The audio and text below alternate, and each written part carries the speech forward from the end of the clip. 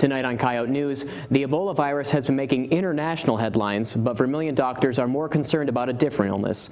And USD law students are asking questions about the Ferguson, Missouri case. I'm Brent Seehofer. And I'm Kathleen Suri. Veterans Day was a day off for some, a day of shopping for others, but for some USD students, it was much more personal. And learn about how students spent Monday night off campus for a good cause. Plus, the swimming and diving team has hired a new diving coach, and the women's volleyball team takes down the Jackrabbits. But first, the headlines with Michaela Feldman. 2 window washers were rescued after being trapped on a scaffolding this afternoon, dangling at the 69th floor of the One World Trade Center tower. Rescue workers broke the double-paned glass walls to pull the workers to safety. The accident happened when a cable snapped on one of the sides of the scaffolding, leaving it hanging by just one cable. President Obama wants the national security team to review the U.S. policy towards Syria after realizing that it may not be easy to defeat ISIS. The group recently announced they have allies in Egypt, and if true, they would be the most dangerous group in Egypt. Obama announced the tactic of confronting ISIS in Iraq before taking them on in Syria. Earlier today, a probe softly landed 317 million miles away from Earth, making history for the first landing on a comet. Signals were received by the European Space Agency this morning, confirming the achievement.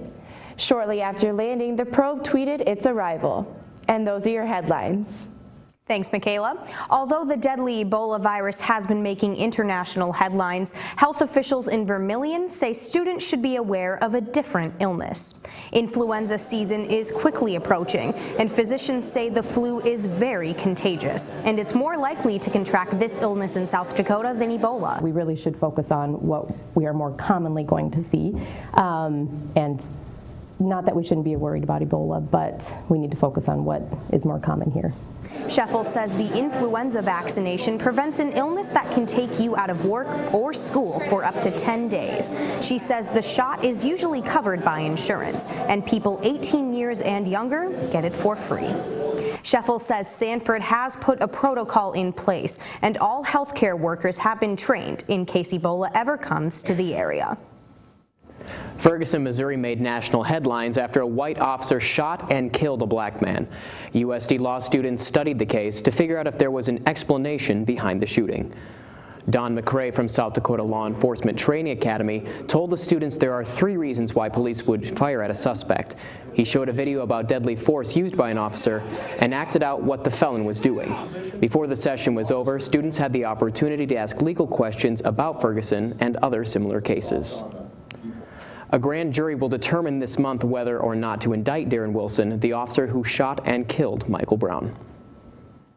You may have passed by or even been in the Al Newharth Media Center, but did you know there's a lab in the building's basement?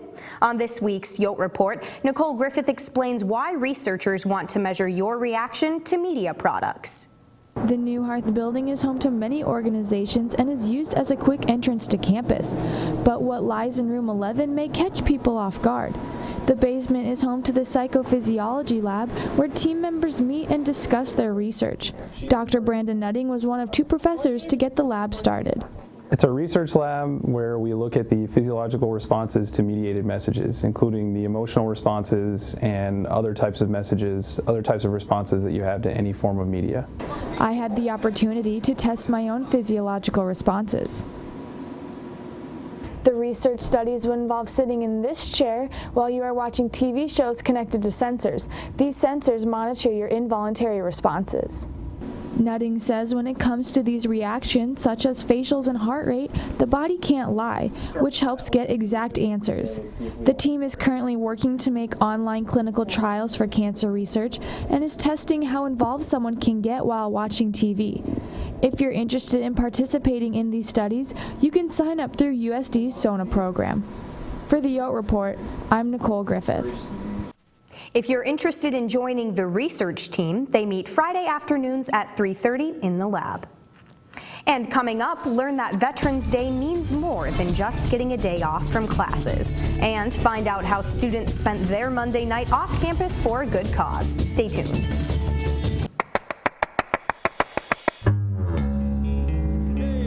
What made you pair up with the sound to show your school spirit? Go for the up and under, and that one will fall forward.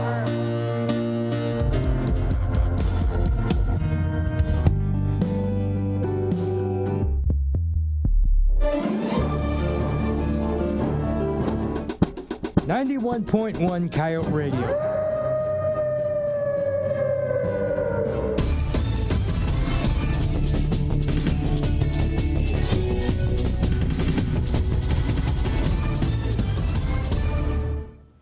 People across the U.S. celebrated Veterans Day yesterday. For some students, it's just a day off from school. But as Coyote News' Byron Bonashek reports, for others, it's a time of remembering and thanking the men and women who have served this country. Last Wednesday, the Eagles Club hosted a Veterans Day dinner where veterans and their family and friends could gather together and be remembered for their time in the military. Attending the dinner were veterans ranging from the Vietnam War to the Gulf War all the way back to World War II. While attending the dinner, I had the chance to ask these veterans what makes today so special to them. I guess being in the service, Veterans Day is a little bit more personal, kind of hits home. Veterans are the reason I got into the service. Veterans that I started National Guard. Veterans are the reason I'm going to want to be an officer one of these days. I want to go active duty in the Army. And I guess veterans are the reason I'm doing what I'm doing. The oldest in attendance was Clayton Howell, a World War II vet that served in the Navy. He shares with us why he's grateful for this day. We survived, and here we are. I became a CPA, certified public accountant later in my life. Married a wonderful woman, have 2 wonderful daughters and a granddaughter. Life has been wonderful for me. Later I met up with Captain Jerry Zaveski, Assistant Professor of Military Science, to see what his thoughts about Veterans Day are. I get treated very well every day. Every day I go out, someone says, thank you for your service. There have been several times that my wife and I, our meal was picked up by some anonymous person. In small towns, you seem to get it every day, and that's nice. For Coyote News, I'm Byron Bonashek. Dakotathon 2015 is months away, but students are already raising money for the Children's Miracle Network. This Monday, Dakotathon members hosted a trivia night. Teams of all ages were welcome to play for $5 a person. Ashlyn Peitzmeyer says a trivia night was just one of the new events added this year. We've heard it's happened before. We've heard it's been a great time, so we decided to do it for Dakotathon and kind of added some CMN facts and some DM facts, so to make it our own. The prizes at Monday's event included free food and Vermbucks, which students can redeem at local businesses. And now Coyote News' Jackie Hendry is live in the muck with Dakotathon recruitment coach Jessa Naff to talk about FTK Week. Jackie? Thanks, Brent. We used to know it as Dance Marathon, but now Dakotathon is only adding to their fundraising efforts. Thanks for joining us today. Thanks for having me. So FTK Week is brand new this year. What exactly is going on during FTK Week? So during FTK Week, we have lots of stuff going on. On Monday, we have a fundraiser at Pizza Ranch. It's all day long, so go get some pizza. We also are hosting a bowling tournament that night at 7 p.m. at Howlers. Tuesday, we have Muck Bingo. We're hosting Muck Bingo. It's Nacho Grandma's Bingo, so there will be nachos, all sorts of fun stuff. And then we'll also be serving Yolt floats in the muck from 3 to 4. Wednesday, we will be hosting kind of a little fun photo booth, Why You Dance photo booth in the muck. Thursday, we have Pie Professor, and we also have an informational meeting at 7 p.m. And then on Friday, we will be tabling. What inspired you to hold a full week of events months in advance of the full day event in April? We are really just looking to raise awareness for the cause really early on in the year. We do ask our dancers and participants to raise a certain amount of money to help reach our goal for Children's Miracle Network. So the earlier we can get people involved in the organization, the sooner they can start raising money, and the bigger our total will be at the end of the year. And finally, how can students get involved between now and April for Dakotathon? All right, well, we hold lots of fundraisers throughout the year. We hold pancake feeds, things like that. So one of the things you can do is stop by our table. We table in the muck on Tuesdays and Fridays. So you can sign up for our email list, get involved that way. You can also register for the day of event, which is on April 18th this year. It's a really exciting day, so signing up for that is a great way to get involved. Thanks so much. Yeah, thank you. That was Jessa Nath, a student recruitment coach for Dakota-thon, on all the many ways students can get involved this year. Live in the Muck, I'm Jackie Hendry.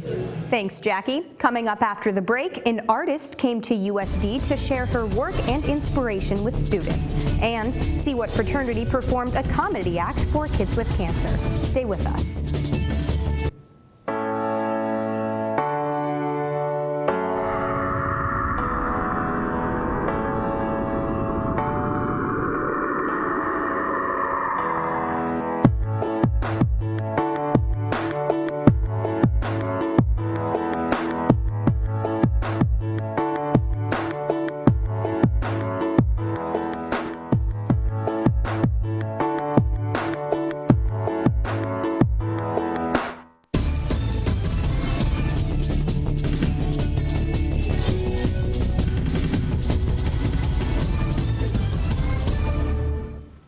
The USD Art Department brought in guest printmaker Althea Murphy Price to share her work and experience with students. During her second visit to USD, Price told students about her art inspirations. During her lecture, Price discussed her journey with art and what she uses to inspire her work. Students were also shown how she puts each piece together from start to finish. Price has exhibited her work nationally and internationally. Price lives in Tennessee, where she's an assistant professor in printmaking. A campus fraternity is bringing a Saturday night's worth of fun to a weekday. Pike hosted their annual Thursday Night Live fundraiser last week and has raised a lot more than just laughter. TNL is Pike's comedy philanthropy event that's open to all university and community members. The fraternity performs a variety of skits throughout the night, including sketches based off Coyote Confessions, a Greek newscast, and even Jeopardy! The money the Pikes raise supports the Sanford's Children Cure Kids Cancer organization in Sioux Falls. The event raised more than $5,000 for the charity, exceeding last year's total of $4,200. This was the 18th year Pike has hosted TNL, and the fraternity plans to continue the tradition. A USD sorority, Alpha Phi, is hosting their annual Red Dress Gala with a silent and live auction this Saturday. Coyote News' Megan Card is live in the muck with Alpha Phi member Caitlin Stern, who's in charge of the sorority's fundraiser. Megan? Thanks, Kathleen. It'll be all about Women's Heart Health Saturday at the Sioux Falls Convention Center. I'm here with AFI's organizer of the Red Dress Gala to learn more about the event. Thanks for joining me today.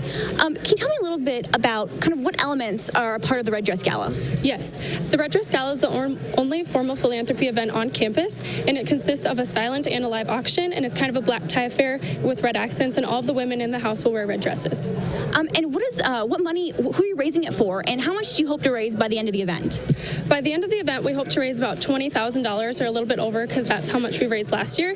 And the proceeds go to the Alpha Phi Foundation, which supports a variety of organizations like the Forget Me Not Fund, Women's Cardiac Health and Research, as well as leadership opportunities and undergraduate scholarships. And is there anything you guys are doing differently this year in regards to like promotion or the actual event itself? Yes, this event this year is holding at a larger venue so that we can hold more people. We're hoping to have about 700 people in attendance, and this year versus last year we're having a live auction first so that everyone can get excited right away, and our puppy this year is supposed to be our big event. Thank you very much. That was junior Caitlin Stern talking about the Red Dress event, or Red Dress Gala, happening at the Sioux Falls Convention Center Saturday. Live from the muck, I'm Megan Card. Thanks, Megan. On this week's blog, Abby Pierce gives us her thoughts on No Shave November. By now, we're well into November, which means we may be seeing changes, not only in the weather, but also on the faces of men everywhere. Love it or hate it, it's No Shave November. This month-long event has its pros and cons. The biggest con, in my facial hair hating opinion, is that some guys look ridiculous. On some, it comes in extremely uneven and patchy, and then others look like absolute lumberjacks. I get a good laugh at some November end results. A pro is that facial hair can definitely work for some guys, a select few, but some. I don't want to leave out the girls. Some girls let their legs go free for this month as well. Personally, that would drive me crazy, but to each their own.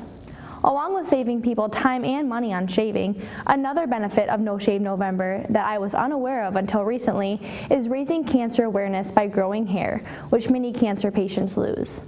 The American Cancer Society hopes that participants grow awareness along with their hair and donate what they would have spent on a month of shaving and grooming to help find the cure for cancer. I can't think of a better justification for awful facial hair or prickly legs. With that being said, I suppose I can handle a month of facial hair on the male population, but I can only hope that all of the participants don't choose to take part in Don't Shave December as well. For Coyote Blog, I'm Abby Pierce. Thanks, Abby. Coming up next, find out how the volleyball team is preparing for the end of their season. Plus, hear how kicker Miles Bergner is setting new records for the USD football team. Stay with us.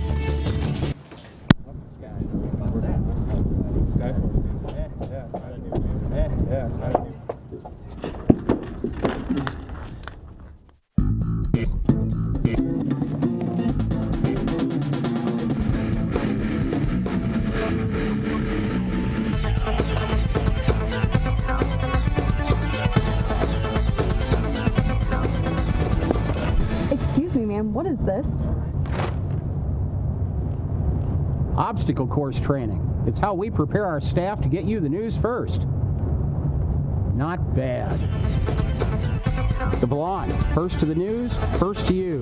The student's voice for 125 years.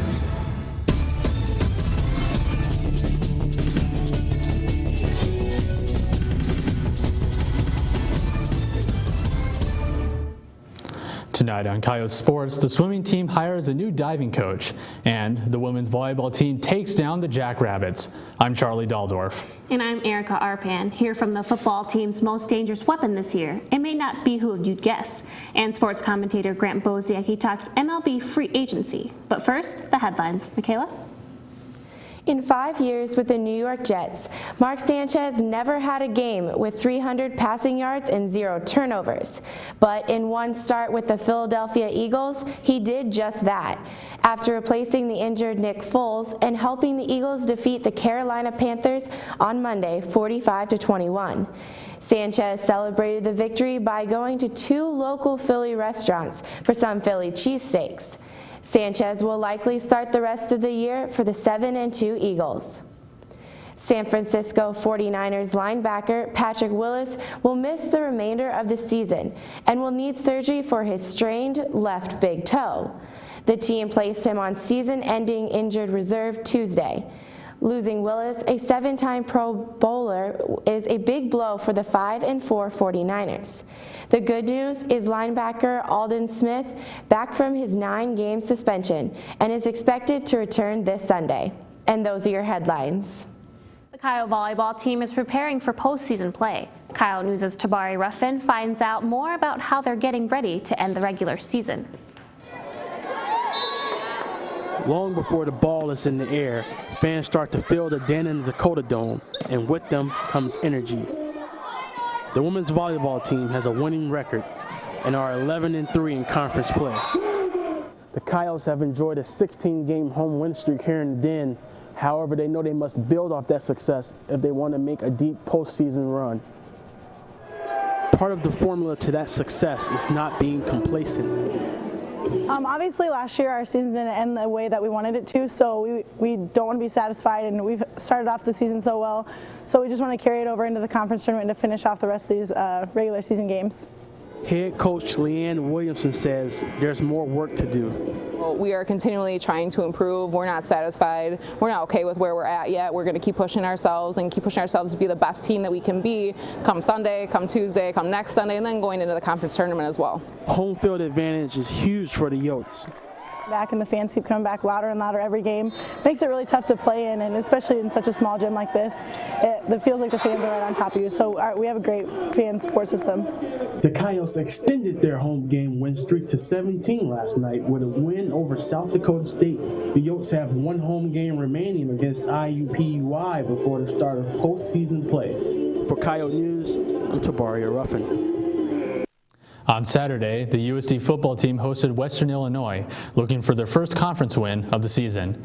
Western Illinois started the game off quick with a 14-0 lead, but the Coyotes responded with 20 points of their own to take a 20-14 lead. The game was tied 23 at halftime, but it was all the Leathernecks in the second half as they went on to win 44-29. Eric Schufer led the team with 99 receiving yards, including a 21-yard touchdown. With the loss, the Coyotes fall to 2-8 overall and 0-6 in the conference. And although this isn't the best record, as Coyote News' Sydney Mook reports, sophomore kicker Miles Bergner is setting his own records at the university.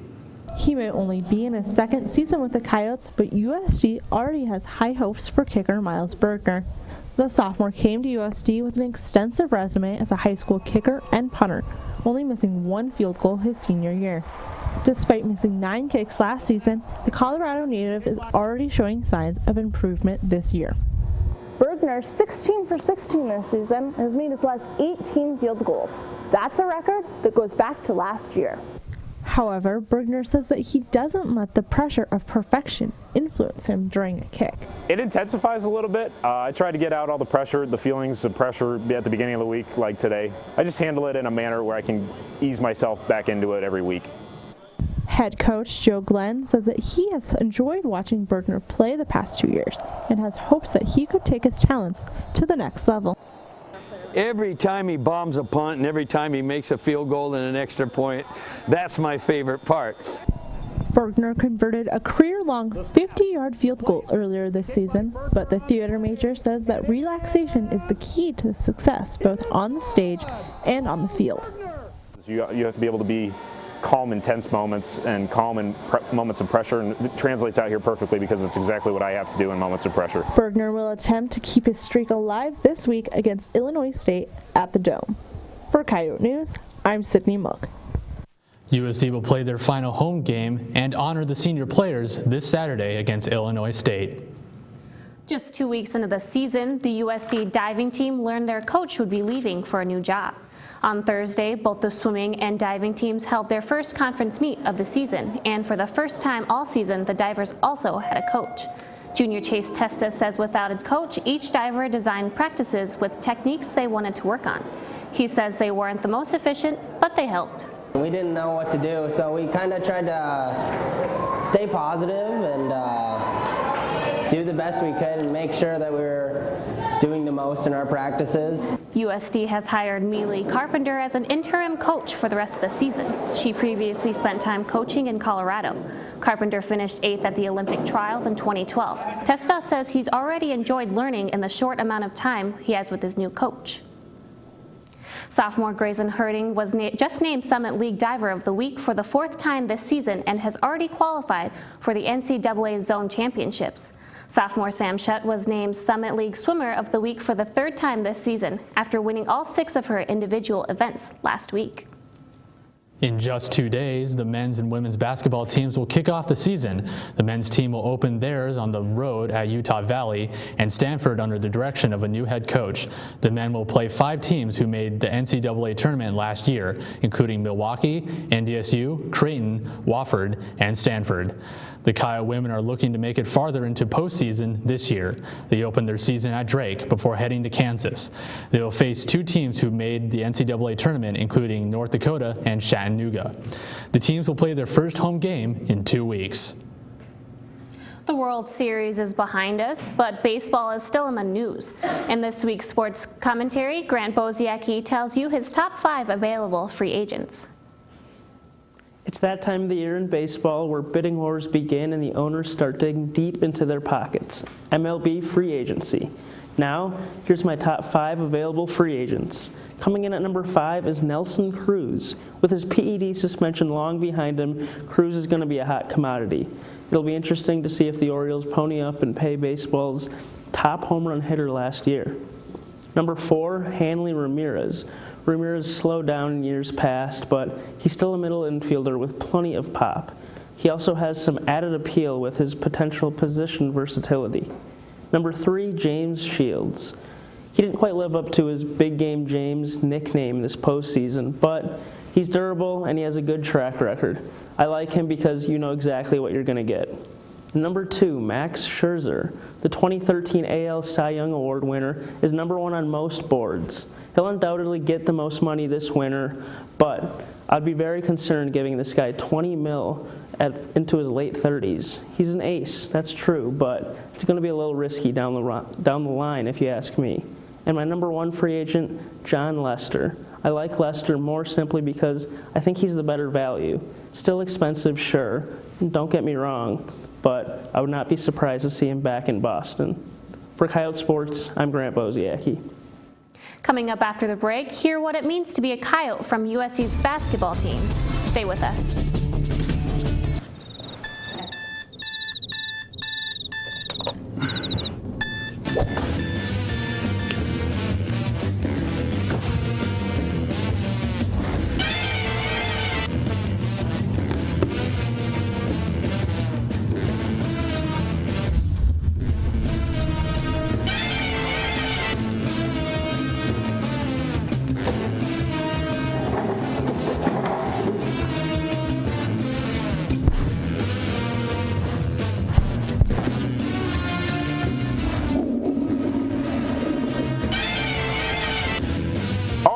There for you. Coyote News, Wednesday, live at 5.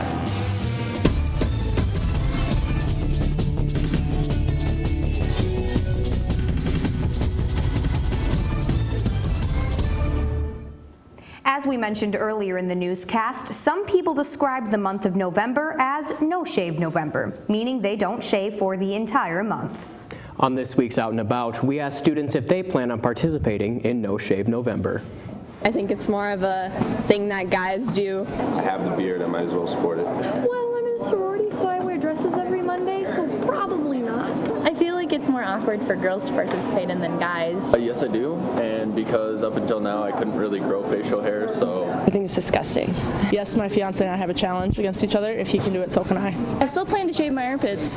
No Shave November was kind of I'll try and do it, but I couldn't grow anything, and now I can actually grow something. I do not plan on participating because I don't like hairy legs. Yes, because I like to stay warm at night. If I do, I would probably look like a jailbird. I really like to be hygienically clean. I can't grow facial hair. I more so just look forward to December 1st. No, because I can't. I'm single for enough reasons and I don't need to add to it. If it happens, then it happens. I think it's a lot more convenient to go a month with a little bit more facial hair. No, instead, I'm going to shave my whole body. Both the men's and women's basketball teams celebrated successful seasons last year. The women became the first team in school history to make the NCAA tournament this past March. As we continue our What It Means to Be a Coyote series, we catch up with the teams as they prepare for the season.